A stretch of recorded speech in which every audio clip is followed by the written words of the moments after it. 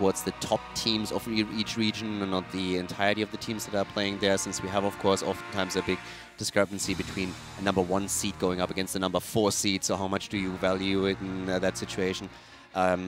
Yeah, sample size is going to be a big thing, but I feel especially going forward in 2018 when we're going towards mid-season brawl, for example, and we have more of a sample size from the Eastern and Western Clash, then we have a bit more of an idea of how much of an impact these choices have. Well, we're getting ready for Sky Temple. We're about to jump into the draft. Really quick, for both of you guys, going into the Battleground, based on just what we've seen from these two and the few amount of games that we've had, who do you think is more well-equipped to play this Battleground, more brawl-based? From what I know is that TheOne are doing exceptionally well for a Chinese team on Sky Temple, most importantly due to the fact that Lucky plays a very strong Falstad. He's sitting at a 100% win rate in the regular season. Oh yeah. And we saw that Falstad in the previous sets was doing very nice work for SPT, so maybe that could be an option for them to fall back on. Yeah, I didn't necessarily expect Sky Temple to be the map that comes out, but I'm curious to see how they're going to play, as in Sky Temple is normally the map where you say, okay, macro game can really get a lot done for you. Yeah. When it comes to team fighting, we oftentimes see it around objectives, but more so, I would say, focus on the boss. So that's another aspect. But with Falstad, I mean, as you highlighted, you have the macro play, and you can also use it for control over the boss point. Question is all of a sudden Tyrell, for example, jumping up a bit higher to just cater to the Battleground, even though from these teams we haven't really seen him as much at this tournament. Well, as we gear up for a second here, LM is thinking about either Tracer ban or a Garrosh ban. Garrosh has gotten to a point where TheOne team is like, all right, maybe we should get rid of him off the table here, as he's been a little bit dominant throughout the weekend. I like the frown that you have when Tim is thinking about Garrosh being first ban, and he's just like, what? To be fair, he's been quite annoying for a lot of our teams, and we're going to go with it. Garrosh has been banned out, Maiev as well, Tracer has left up and available, and LM has a choice to move into Genji or Tracer, and they decide to pick up the Genji. Yeah, take that hero away from Meng. He was such a nuisance to deal with in their previous game, and immediately they're not going to ask twice for that golden gift that was just handed over to them, the infamous Malfurion Tracer combo. It's just so strong. If you think about it, Malfurion, one of the safest support when it comes to playing with Tracer. He doesn't even have to follow her into the thick of things. He just casts 1 Q, lands Moonfire after Moonfire, and Tracer's going to have a good time. Yeah, and I feel this is going to be pretty difficult to beat here. Tracer, in general, is just absolutely fantastic. We've seen Malfurions picked early on the first pick if you didn't want to go into Tracer yourself, just to take that combo away. But right now, I want to see what LM does to just counter Tracer. What's going to be their answer where they say, okay, this is how we're going to deal with this now? Coach Kendrick, you know what I would say? Pick the Varian. We have seen Varian picked actually more against Tracer, and that would be something they could do, for sure. Yeah, you have to make sure you subsidize it with some decent wave clear in your lineup to make sure that you can get the other lane set up, but definitely very possible here. Sadly, Genji isn't one of those wave clear heroes, so we'll have to see if that happens later on. But LM, this is their chance. If they're going to pull anyone out or anything out crazy, they have to right now, because if they lose this match, they're out of the tournament. As we've also seen at the Western Clash, Diablo is also a fantastic counter to Tracer, at least if Breeze plays it. Yeah, that was Psalm, right? I remember. No, that was Fan. Fan, yeah. That was Fan. Fan remembers. Shout out to Fan. He remembers. The funniest thing back then was when I talked to Tempo Storm afterwards, and it was also when you were basically just like 3 versus Diablo and Avatar, why did you back off then? And it's like, well, we backed off because we knew if we're trying to chase him down, he's just going to get another one-shot against one of us. So we just said, oh, better cut our losses here. Yeah, I'm really curious to see how well the Diablo's going to fare them this time around. For the second ban round, though, we're going to see potentially something that can shut down a Tracer. I wouldn't even be surprised if we get to see a Hanzo ban, potentially double Shimada. I mean, the great range of Hanzo, the strong auto attack damage can sometimes really mess with a Tracer. It's good on the Greymane is another hero. Yeah, even a Nubarak. If you don't want to pick Greymane for yourself, it's definitely something that I would at least consider that's a good one too. As a potential ban here. Yeah, I like the Blaze too. I mean, you no longer have to worry about bunker shenanigans. No longer will targets be able to run away from all that Tracer relentless chasing. Now, basically, do they need to worry about any more enablers? I mean, we saw the Tassadar coming through earlier, but I don't really think it's needed right now in the current meta with putting that much babysitting on the Tracer. Now I'm thinking about Avatar ban. I would have just loved if they leave Blaze open and then they take Tyrael Blaze as a combo. You have that with Tracer and Malfurion already. There's another damage dealer on the back end there. That would have been a frightening composition, at least from a Western perspective. I think either team could pick up the Tyrael, even LM on their side if they really want to. And I feel like we're kind of missing out on him a little bit. In our first couple matches, he's banned out, but Tyrael, surprisingly, on day number 1, has been picked as much as I thought he would be. I'm really curious to see, like, speaking of, you know, European trends and Western trends, that's a target ban right there against Hugo. There we go. Are we going to see it, though? Yeah, they're going for it. Bam. All right, Illidank will not be played. He's been put in the bank with a ban. Yeah, Hugo, of course. For all of you who missed the earlier games and who missed HGC China in general, that is, of course, his primary baby boy. That's the hero he feels most comfortable on. That's the hero even Korean players respect him for. They don't want to deal with all that annoying engaging, right? Tracer, Illidan, who are you going to take care of first, while the other one is going to wreck you later. You say baby boy, and I just picture Hugo like holding a cloth, like a little baby in there, and you like reveal the cloth, and it's just Illidan yelling hatred, like just so upset the entire time.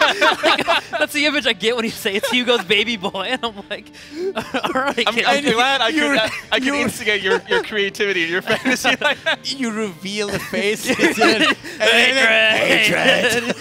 Don't close that. What happened to you, Tim? I don't know, man. I don't know. All right, well, 3rd and 4th pick coming in here for TheOne. What are they going to get into? They need their tank. Greymane? Greymane. Oh, I thought it was Greymane Tyrael, but they go Greymane and Malthea right away. That is a lot of aggression still. They might not get the Illidan, but hey, I mean, if you have a Greymane, if you have a Malthea, that's basically the same statement. We want to get in that fight, and we want to take you down very quickly. It's also, once again, the answer for Diablo here. We had a similar situation in a previous game where Blaze was not taken against Diablo because Malthael was the preferred choice. I'm not sure if it always warrants that you go straight for the percentage damage, but still, Malthael is a good answer here.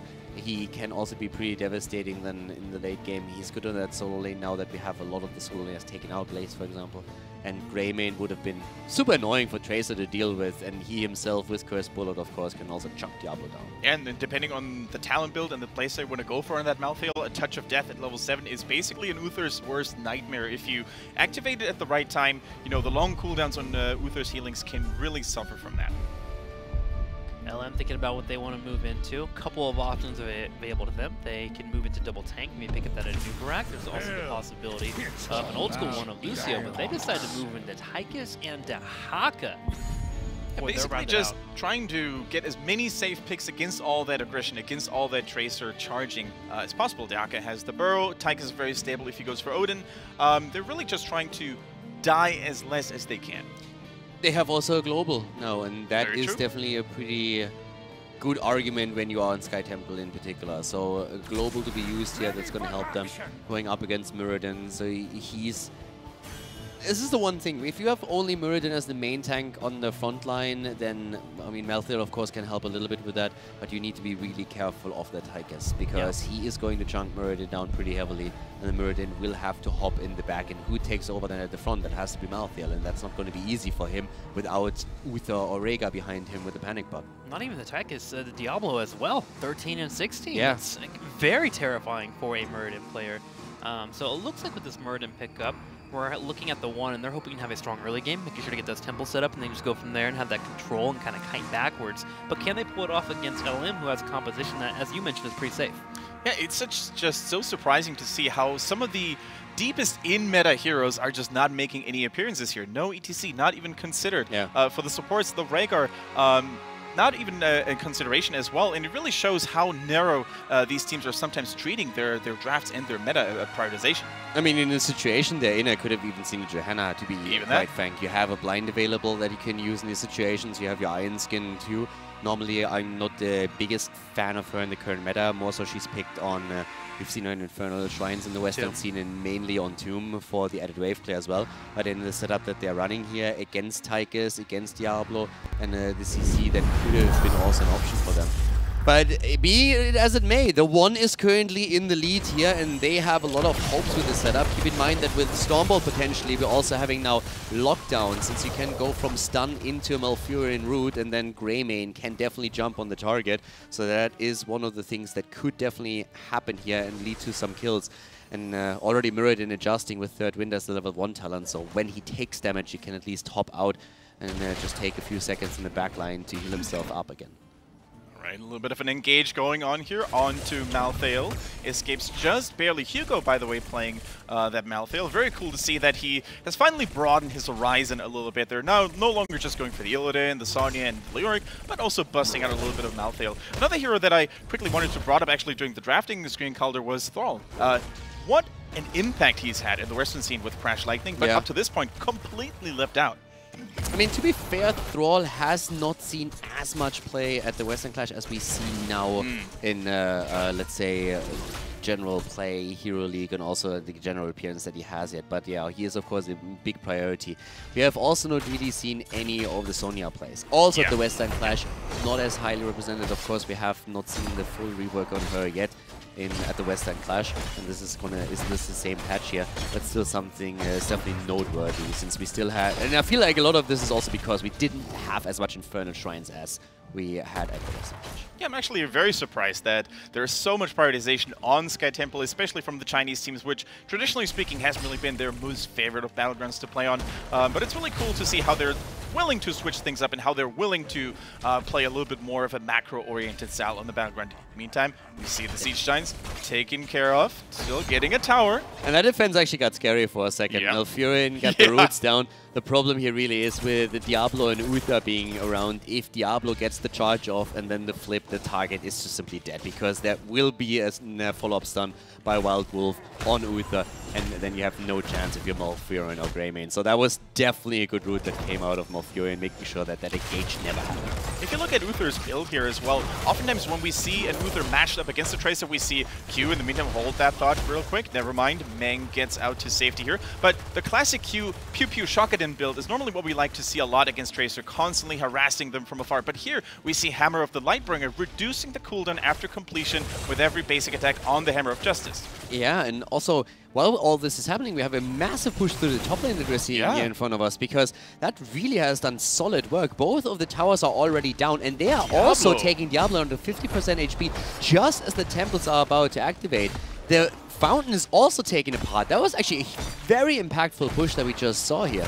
Yeah, and of course, if you put so much pressure onto the Diablo, they're not even trying to contest this. Like, already, they weakened the top lane so much.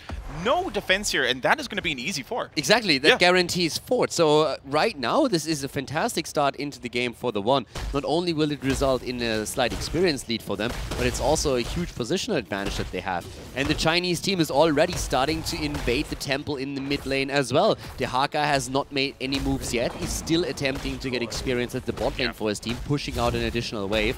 He will, of course, eventually make that move, but it is a fantastic spot that TheOne finds themselves in. Look at that flank here from Tracer, going deep on that. Tyke is using the recall to get out of harm's way here, and that distraction alone is enough to really drive back LM from the temple platform. Now they're just going to have to wait until Malthael maybe make it into mix, or they're going to just draw back and try to get value elsewhere. But as I said, Calder, that's a really solid start from TheOne. Also, Meridian was trying to slow down any kind of rotation coming from the mid lane, as Malthael was taking the bot lane experience and was hoping to just make sure the Chinese push meta. The losing one. But yeah, that's a dead. Well, that has to be a dead one. Huh? Not quite, maybe, no. The Quantum Spike was used a little earlier. The Tracer ulti. Yeah, so that was a bit of a... I mean, it was definitely a very nice attempt here, and it also showcased what we said at the beginning of the game, that the Stormball leading into roots are always a huge threat to any target. In this case, they might have even been able to get the kill, and they could have locked him down for a bit longer, but it's already a pretty big impact. Also, when we come to talk about damage, we have now the Wizened Duelist taken for Greymane as well on level 7, so he's going to try and stack that up. He needs, of course, to be careful so that he doesn't die here. Diablo gets slowed, but not enough follow-up damage done just yet. Wizened Duelist proving such a powerhouse, not a sour house, a powerhouse talent when you get those kills, when you get those auto attacks going. And Unlike the previous talent version of it, the instance of it, if you die, you only lose half of it, so you no longer have to start all over again. Exactly. So that makes the talent also a lot less risky than it was before. It's still one of those talents where it's like a risk-reward trade-off, but it's definitely something that we see a lot more common these days. We still have that soaking battle happening between Malthael and TheHaka, and TheHaka has a bit of an advantage since he can use his global to join the team fight. But TheOne is still the team that is heavily heading into the early level 10. And that would be fantastic for them if they can make it happen and therefore get the access to the temple at the bot lane. But let's not forget that we are also in a situation in which we still have that global advantage that could be played eventually by LM. Yeah, time is definitely a little more on LM's side when it comes to utilizing TheHaka, when it comes to getting as much value from the global shenanigans as possible. However, Quantum Spike at level 10 is going to be so huge because already the pressure on Diablo is real. And the additional percentage damage on Trace's heroic ability is going to make things even worse. I'm particularly interested in seeing Greymane's heroic ability, and there goes the Curse Bullet. Even more tank shredding, even more pressure for Diablo. I have to admit, I would have been shocked if he would have gone for anything else, because the focus here has to really try and get Diablo down. With Malthael already in the mix, the 10 is there. They're going for the boss after they took the top camp, and that is actually something where their time window is really small. So they need to make sure that they're bursting this one down fast, since TheHaka's at the top, and he can, with the global, join that fight easily. So that's a pretty gutsy call with the timing that they use here. Very big, and Greymane already so low in health. Every ounce of health matters when it comes to sustaining through the fight. Greymane in a lot of trouble. Gets a heal in the last lick of time. Oh, he almost gets out of it, but the boss is lost. Yeah, boss is stolen, and a death of Diablo is definitely worth the boss here. So TheOne outplaying themselves a little bit with this, especially since at the bot lane it's not only the Siege Giants that are pushing. That camp has already done a lot of damage before the boss even arrived. But they're not even focusing on it. The temple is still at the bottom of the map, and they're not even going down there to deal with the boss. So they are still even though it's an early one that hasn't scaled heavily yet, they still take a lot of unnecessary damage now. Also, I'm not really sure how much damage the mercenary camp at the top lane had done in favor of TheOne, but TheHaka's already at the ready, taking care of that. You're saying already at the ready? He never even joined the fight? Yeah. He just stayed there. So it was a 4 versus 5 that they lost the boss to, and this is because the problem is they prioritized the camp, the night camp, over the boss. Yeah. It took it first. They also weren't really like just baiting. They were fully committed to it. If they had only, baited LM to maybe join the fight and then flip the switch and immediately go ham on them the moment they go in, that could have been a better way to solve it. But as you said, Calder, TheOne basically shooting themselves in their own feet right now. I mean, I'm going to be honest here, it's a massive throw-out they're currently playing. They were so far ahead, all they had to do is take the night camp and then go down to the bot lane and grab that temple. That was the safest play. If you want to make a boss call, then posture around the boss while you're closing in on 10, and then once that you have the heroic ability, or even before, you go snap for it and take it, and then you can also force that fight. But in the situation they're in right now, the situation is reversed. The structural position is better for LM. They've taken down 2 forts, and they are on even experience. TheOne threw away a massive lead that they had in this game because they got a bit too greedy, got the boss stolen away from them, and TheHaka was providing the additional side soak in the meantime. So definitely a bit of a misplay on TheOne's part. The only thing that they still have going in their favor in some way, shape, or form is, of course, the slight experience lead. 13 is around the corner. Can they maybe, start something and make something happen this way? We mentioned it in the previous game. Capitalizing on their victories and making plays happen has been their greatest weakness up to this point. And on Sky Temple, I think it's even more important than ever, because if you let too many temples slide through, we can see the phenomenon that we are observing right here. LM taking the lead and actually coming back from what was almost 1.5 level disadvantage. I mean, it's even more so interesting because we have only seen one single kill, and that was the kill against Diablo as the boss was stolen. Outside of that, it was just the rotational advantages that gave TheOne that level lead. And here comes the Dragon Blade. Nice isolation on Malthael, by the way, but that didn't do too much yet. Diablo is down again. Genji still trying to look for a kill. Meng is still alive, and they are going for Wild Wolf now, and this is going to be an easy kill, as Last Rites is confirming it. Malthael, in the meantime, is also on Genji, and now all of a sudden we are seeing China just being hyper-aggressive here, getting kill after kill, looking for the 4th even. The drag is not coming through from Garnet Devil, but as the camp is open, we see TheOne immediately capitalizing on the triple kill with a quick camp. Yeah, there was a really strong isolation attempt, but really good positioning there as well by Malthael. His teammates were probably helping him out a little bit. know, go this way, go that way, so you won't get focused down as quickly. But once again, it is Diablo that initiates the downward spiral for LM. Although he's a tanky beast, or he can be a tanky beast, against so much tank shredding, we brought it up in the draft, he just can't survive that long. Yeah, and with the CC, this is also something that TheOne is currently trying to address with inevitable end taken on 13. That 13 was, of course, also another advantage that TheOne had during the fight here. Now we are seeing the temple at the top taken by Greymane. Down to the bottom of the map, LM is at least claiming some territory and saying, okay, we're going to get one of these objectives. They had the structural advantage, so the situation is not too dire for them yet. And this is the big plus of the composition that we see for LM, that they still have Dehaka, who keeps them in the game, and who in the late game could be a big problem to deal with for TheOne. Alright, how much can Dehaka do to keep up the experience? So very important. 14 now, right, for LM, but 16 is so close around the corner for TheOne. They're going to get some pretty important talents there as well. The Executioner is all of a sudden a big thing for the Greymane. We see Murden potentially, of course, with the Stone Skin, depending on how tanky he wants to become. And even for Tracer, you know, the additional damage output is not to be neglected. They're trying to go for Dehaka at the top. Merlin was waiting in the shadows for a long time, waiting for his rotation to take him down. But the level 16 talent is what's really important here. As you already mentioned, it is a massive power spike. And it's a fairly big timing window that TheOne has. And with 16 and the aura that they have, needs to be a big push. This needs to do some work. So they have an opportunity to maybe even get a kill here if someone moves out a bit too far. And here comes the combo attempt, trying to go straight for the Apocalypse, but also we've seen the stuns removed right away. And last rights with a kill against Diablo. Great play here by Malthael. They're trying to go for a second, and Uther is falling.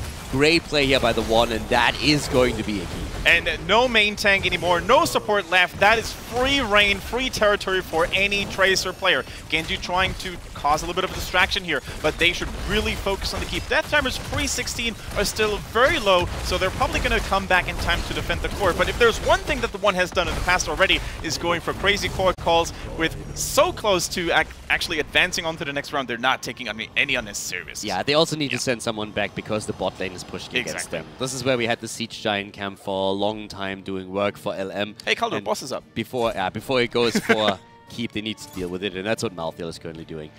But yeah, you make a good point. The boss is up again, and we know that these teams really love to brawl, so...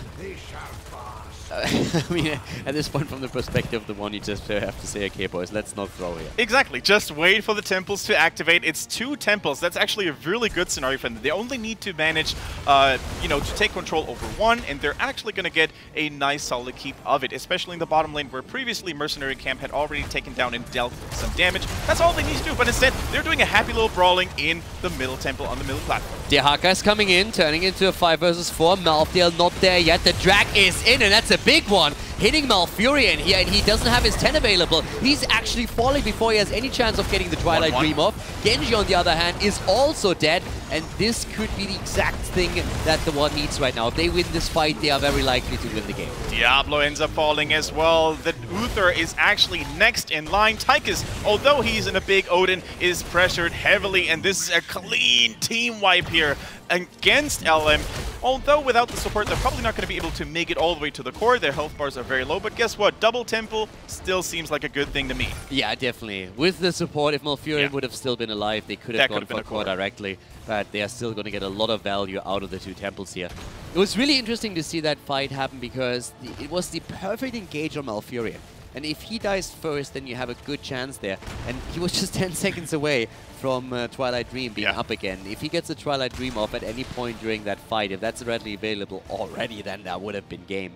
But yeah, that was a good start into the fight, but TheOne's still able to turn it around.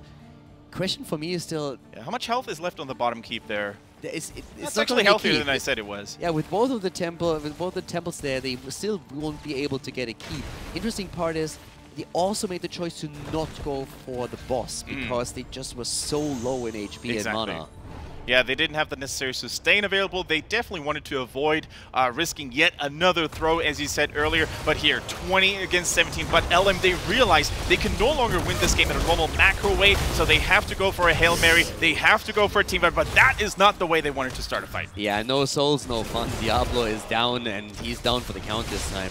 The 20 talent, of course, for the Storm talent advantage is also absolutely massive right now. So this is something that is, yeah, it's just making it very, very easy for them here. So right now they want to go for boss, and that boss could end the game, and LM is very well aware of it. That's why they're making such a Hail Mary move, engaging into this with a talent disadvantage and in a 4 versus 5. Greymane, though, a little bit low. Needs to use all of his mobility available to escape the Genji. He doesn't do so, though. The Divine Shielded Dragon Blade, so powerful. Dehaka escapes as well. Race car online, and this is looking better than expected for LM. Yeah, so 2 heroes down, and that's actually big kills considering that the 20 talent disadvantage is of course also giving an underdog bonus to LM right now, so they're starting to catch up in experience at least slightly. Yeah. They're still 2 levels behind, so there's still a bit of window of opportunity. And Hugo is currently trying to use that by gaining the remaining shots of the bot lane. There is, of course, a Siege Giant camp that is also pushing with it, so very likely that another keep is falling here. And that's at least a little something out of it, but every single time the focus on Malfurion is so good. It is so real. And although there are defensive tools available, the Twilight Dream to maybe stop the follow-up combos, the Ice Block, most importantly, we don't really get to see a lot of that. Yeah, I mean, right now, it's really just a big problem for them to keep him alive, and it's also a positional aspect, of course. You need to be careful of that Dehaka moving in from the side, and Genji and him have coordinated these attacks really well. The problem is, if they die as a result during these battles, it still doesn't help them too much. We have 2 keeps down, and 1 single temple at the top lane is going to activate next. The big problem is that in the meantime, there's still a boss available in the bot lane, so any kind of vision games that could be played could result in the boss being taken, or even if the temple is channeled through and the last keep is taken down, then LM has not a single lane pushing without catapults, so it's still rough. And of course, if there's a stagger death against Dehaka, that is a disaster. That's a lights out move right here. They at least try to use all that distraction that Dehaka costs at the top lane to maybe get the boss, but look at the one. They're trying to maybe make something happen at the top. I don't think they even see that. I don't think they have vision on the boss. I don't think it matters. You have a double camp now, you just go for core. Yeah. You have level 20 advantage, you have a 5 versus 4, you have a double camp with a double spell aura. I mean, Tracer, at this Greymane, point, that's insane sustained damage against the core. But here we go, the one, they're trying to make it happen. A big apocalypse coming in through them. Once again, it is Malfurion who falls. They can't just have Zato die over and over again. It doesn't matter, the core is so low already and the camp is pushing through. As you said, Greymane is there. They're losing him eventually, but this should still be game. Hugo goes in and they are going to finish this one. Or are they? No way, no. 3%? Yeah, yeah, that's there we over. go. GG, and TheOne takes it with a 2-0 victory against LM. Yeah, very, very solid there. In the end, not always the cleanest of games.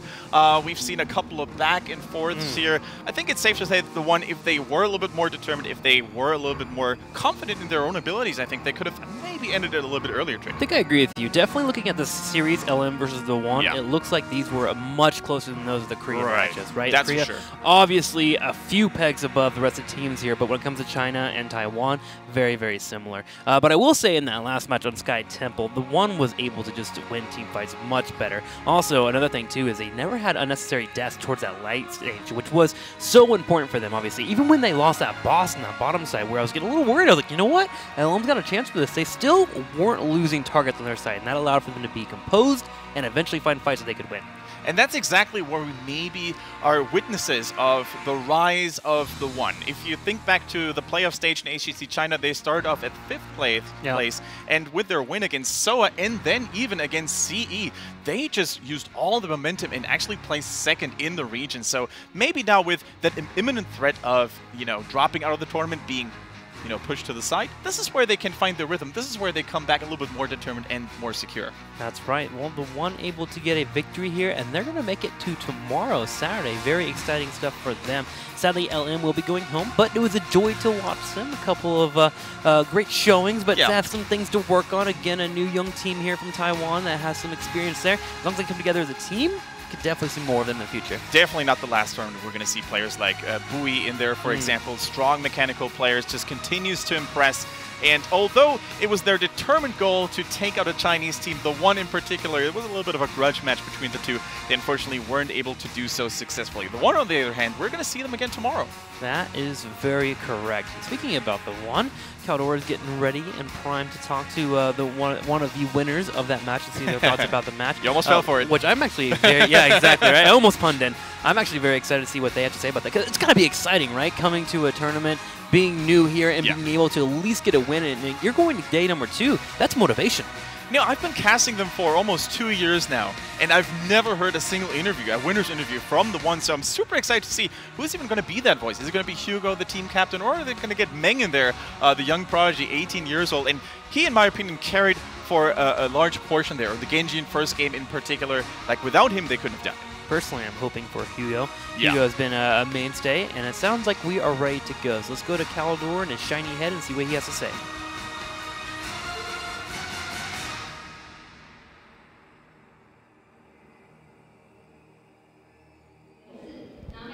So TheOne was able to take the series with a pretty clean 2-0 victory here, and looking very good doing so. The first question that I would have is if the series went as expected. Were there any problems that they were faced with that they had to overcome, or from the beginning everything go according to plan? 所以第一个问题是呢，今天你们打了2场比赛嘛，然后你就经历了第1场赛程，那你有没有觉得说有没有遇到什么困难啊？还是说哦，这种战绩是可以预想到的？这战绩的话，可以是有想过，可能是会达成这个结果的。So not much of obstacles. It's pretty expected. 继续。老师，我继续啊。Yeah, that's about it. So yeah. They seem to have some problems by being very far ahead, but not really getting much out of their advantages.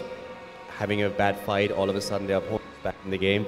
Is that something where they feel they need to focus more on their macro game over team fighting, or is it just a cost of the game where they say, okay, this is it just was a problem of those games specifically, not of general play?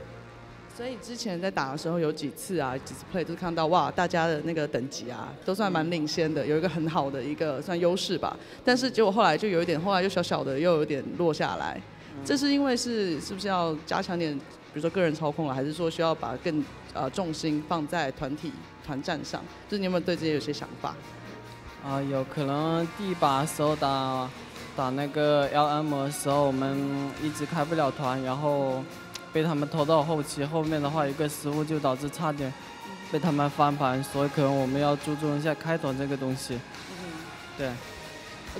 So whenever they have like a group fight together, they really need to pay more attention on their back rolls because they don't really feel like, oh, they just attack. They didn't really realize like, oh, okay, the back row is in danger, like the supports are in danger. So they have to focus on that a little bit more. Okay, awesome. One more question. So we have our next series coming up in just a bit. That's going to be CE going up against SPT. Which one of those 2 teams would they like to face more since they go up against the victor? So which team would they prefer to face and why? 接下来要看接下来比赛，就是不管那个赛程如何，你要么就是对到 CE， 要么就是 SPT 嘛，对不对？那你们会比较想要对到哪一队呢？为什么呢？CE 跟 SPT 都很强，如果让我对的话，可能 CE 的话比较想打 CE 一些吧 ，SPT 比较强。所以先打 CE 再打 SPT。对，是的。Okay, so they're all really good teams, so they're gonna prepare themselves and give all them God whoever they're gonna face tomorrow. But they still prefer CE a little bit more than SPT, just because SPT is like top ranking #1 teams in China. So CE first. All right, awesome. Yeah. Thank you very much. So yeah, guys, that's it for our first match in the lower bracket. Of course, we're going to head into our second one now, which is going to be SPT versus CE. Especially SPT has been doing extremely well earlier, taking one of the games of the Korean teams. That's going to be enough to take CE down or not, something we're going to find out right now after we're coming back from a short break.